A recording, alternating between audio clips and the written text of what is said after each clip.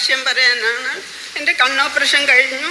കണ്ണോപ്പറേഷന് പോയപ്പോൾ ഡോക്ടർ പറഞ്ഞു, എനിക്ക് ഡോക്ടർക്ക് സംശയമാണ് ശരിയാകുമോ എന്ന്.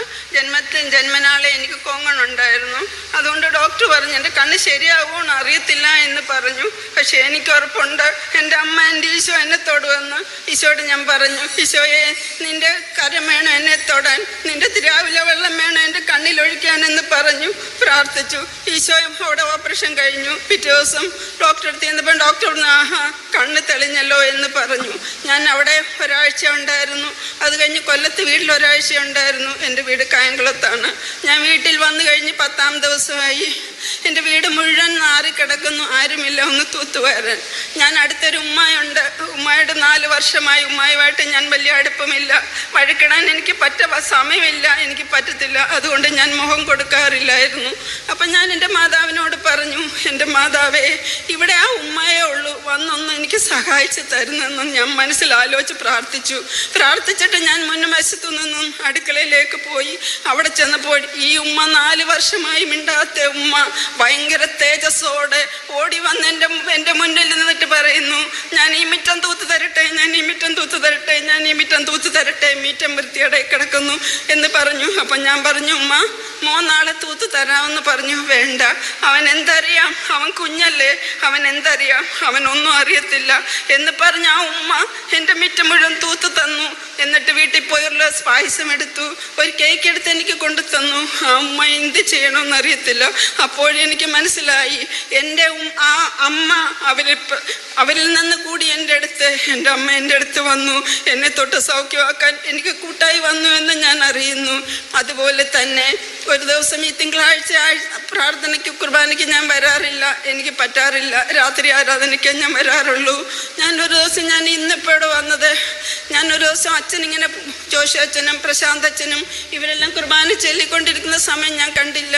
എനിക്ക് 2 ചെവി ഭയങ്കര വേദനയായിരുന്നു. അത് കാരണം ഞാൻ ഉറങ്ങിയില്ല. രാത്രി 1 മണിയായപ്പോൾ ഞാൻ മൊബൈൽ എടുത്ത് നോക്കിയപ്പോൾ അച്ഛനും ഇവിടെ കുർബാന നടക്കുന്നു. ഞാൻ പ്രാർത്ഥിച്ചു, ഈശോയെ എൻ്റെ ചെവിക്ക് വേദന പോട്ടെ എന്ന് പറഞ്ഞു. അപ്പം 2 പ്രാവശ്യം പ്രശാന്തച്ഛൻ പറഞ്ഞു, 2 പേരെ തൊട്ട് ചെവിക്ക് വേദന സൗഖ്യമാക്കി കൊടുത്തേക്കുന്നെന്ന് പറഞ്ഞു. അതൊന്നും ഞാനായിരുന്നു. ഈശോ എന്നെ തൊട്ട് സൗഖ്യമാക്കി തന്നു. അതുപോലെ തന്നെ എൻ്റെ ജോഷിയച്ഛൻ ഇവിടെ ഇല്ല. എൻ്റെ ജോഷിയച്ഛൻ കുർബാന ഞായറാഴ്ച ചൊല്ലിക്കൊണ്ടിരിക്കുമ്പോൾ എനിക്ക് പള്ളിയിൽ പോകാൻ പറ്റത്തില്ല എല്ലാ ആഴ്ചയിലും. ഞാൻ IMSൻ്റെ കുർബാനയാണ് രാവിലെ കാണുന്നത് TV-യിൽ. അങ്ങനെ കണ്ടുകൊണ്ടിരിക്കുമ്പോൾ അച്ഛൻ കാസ എടുത്ത് ഉയർത്തിയപ്പോൾ എൻ്റെ ഈശോയുടെ തിരുമുഖം ഞാൻ അതിൽ കാണുന്നു. അപ്പുറവും ഇപ്പുറവും 2 പേര് നിൽക്കുന്നു, ഒരാണും ഒരു പെണ്ണും. അപ്പോൾ എനിക്ക് മനസ്സിലായി അത് മാതാവും യോസേപ്പ് പിതാവുമാണെന്ന്. അപ്പോൾ ഞാൻ കുർബാന കഴിഞ്ഞു. ഇച്ചിരി കഴിഞ്ഞപ്പോൾ ഞാൻ എൻ്റെ ജോഷിയച്ഛനെ വിളിച്ചു. അച്ഛനോട് പറഞ്ഞച്ചാ ഇന്ന പോലൊരു സംഭവം ഉണ്ടായി, അത് മാതാവും യോസേപ്പ് പിതാവും അല്ലേ എന്ന് ചോദിച്ചു. ആണെന്ന് അച്ഛൻ പറഞ്ഞു. അങ്ങനെ എനിക്ക് ഒരുപാട് അവസരങ്ങൾക്ക് എന്നെ കാത്തുകൊള്ളുന്നു. ഒരു ദിവസം രാത്രി 1 മണിക്ക്, ഉച്ചയ്ക്ക് 1 മണിക്ക് ആരാധന നടക്കുന്ന സമയത്ത് ഞാൻ പറഞ്ഞു, കർത്താവേ എനിക്ക് നീ ഈ ഹോസ്തിയിൽ ഈ കുർബാന സമയത്ത് എനിക്ക് നിന്നെ കുരിശിൽ കിടക്കുന്ന രൂപം കാണണമെന്ന് പറഞ്ഞു. 3 പ്രാവശ്യം എൻ്റെ ഈശോ പ്രകാശം പോലെ ആ ഹോസ്തിയിൽ എന്നെ അടിച്ച് കാണിച്ചു. എൻ്റെ മോന് വേണ്ടി ജോൻ പ്രാർത്ഥിച്ചു. ജോഷി അന്നേരവും നമ്മുടെ മാത്യച്ചൻ പ്രാർത്ഥിക്കുന്നു. ഫോണിലാക്കാൻ ഞാൻ കാണുന്നത്. മാത്യച്ചനോട് ഞാൻ പ്രാർത്ഥിച്ചാ എൻ്റെ മോന് വേണ്ടി പ്രാർത്ഥിക്കണേ എന്ന് പറഞ്ഞു. 2 പ്രാവശ്യം മാത്യച്ചൻ മോൻ്റെ പേര് ചൊല്ലി പ്രാർത്ഥിച്ചു. പിറ്റേ ദിവസം തന്നെ എൻ്റെ മോന് ജോലി കിട്ടി. എനിക്ക് അമ്മ ഒരുപാട് അനുഗ്രഹങ്ങൾ ഞാൻ ചോദിക്കുന്നില്ല. എനിക്ക് ഭയങ്കര കൊട്ടാര വീടോ ഒത്തിരി ഒന്നും ഞാൻ ചോദിക്കുന്നില്ല. എല്ലാം എൻ്റെ അമ്മ തന്ന് എന്നെ അനുഗ്രഹിക്കുന്നു. പിന്നെ എനിക്കൊരു അപേക്ഷയുണ്ട്, എൻ്റെ ശാന്തച്ചനും ജോഷ്യത്തിനും ആയുസ്സാരോഗ്യം കൊടുക്കണേ. ഈ ഭവനം പഴയതുപോലെ മൺതരി പോലെ ജനങ്ങളെ കൊണ്ട് നിറയാനിടയാക്കണമേ. ഈ ഭവനത്തിൽ വരുന്ന ഒരു മക്കളും വേദനയില്ലാതെ സന്തോഷത്തോടെ ഈ മണ്ണിൽ നിന്നിറങ്ങുവാൻ അനുഗ്രഹിക്കണമേ.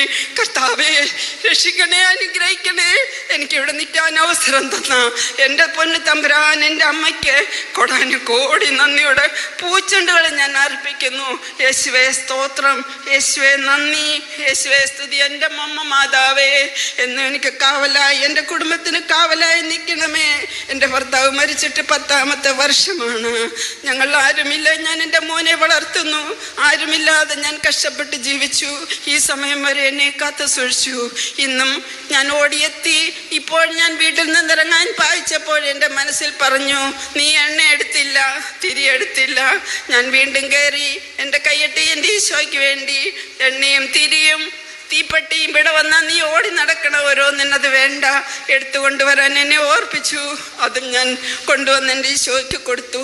എന്നെ ഇത്രയും വഴി നടത്തുന്ന എൻ്റെ പൊന്നു തമ്പുരാൻ എൻ്റെ അമ്മയ്ക്ക് കോടാനുകോടി കോടി നന്ദിയുടെ പൂച്ചെണ്ടുള്ളറപ്പിക്കുന്നു. എൻ്റെ ആവശ്യം എന്ത് വന്നാലും ഏത് രാത്രിയായാലും ഞാൻ എൻ്റെ ജോഷച്ചനെ വിളിച്ച് ചോദിക്കാറുണ്ട്. അച്ഛൻ എന്നെ പറഞ്ഞിട്ടുണ്ട്, ചേച്ചിയെ സമയമായാലും വിളിച്ചോ, ഞാൻ സമയം വെക്കുമ്പോൾ ഞാൻ വിളിച്ച് തിരക്കിക്കൊള്ളാം. ഇന്നലെ വിളിച്ചപ്പോഴും ഞാൻ പറഞ്ഞിട്ട്, ചേച്ചി ഞാൻ കാസർഗോഡാണ്, പട്ടമുണ്ട്, വീട്ടിലാണ് എന്ന് പറഞ്ഞു. വിളിച്ച് ഞാൻ എല്ലാവരോടും സംസാരിക്കുകയും ചെയ്തു. ഇതിനെല്ലാം എനിക്ക് അനുഗ്രഹം തരുന്ന എൻ്റെ അമ്മയ്ക്കും എൻ്റെ കുടുംബത്തിനും കോടാനുകോടി നന്ദിയുടെ പൂച്ചെണ്ടുകൾ അർപ്പിക്കുന്നു. ഞാൻ എൻ്റെ മക്കളെയും ഞാൻ എൻ്റെ കുടുംബത്തെയും അമ്മയുടെ ഈശോയുടെ തിരുക്കരങ്ങളിൽ ഏൽപ്പിക്കുന്നു. ഞങ്ങൾക്ക് കാവലായി നിൽക്കാൻ മറ്റാരുമില്ല, കാത്തുകൊള്ളണമേ എന്ന് പ്രാർത്ഥിക്കുന്നു.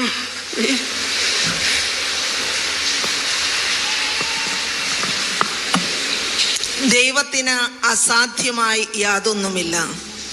നമ്മുടെ ദൈവമായ കർത്താവിൽ പൂർണ്ണമായ വിശ്വാസം അർപ്പിക്കുകയാണെങ്കിൽ എല്ലാം വളരെ എളുപ്പത്തിൽ സാധ്യമായി കിട്ടും എന്ന ഒരു ഉൾബോധ്യം ഈ സാക്ഷ്യത്തിൽ നാം കേൾക്കുകയുണ്ടായി.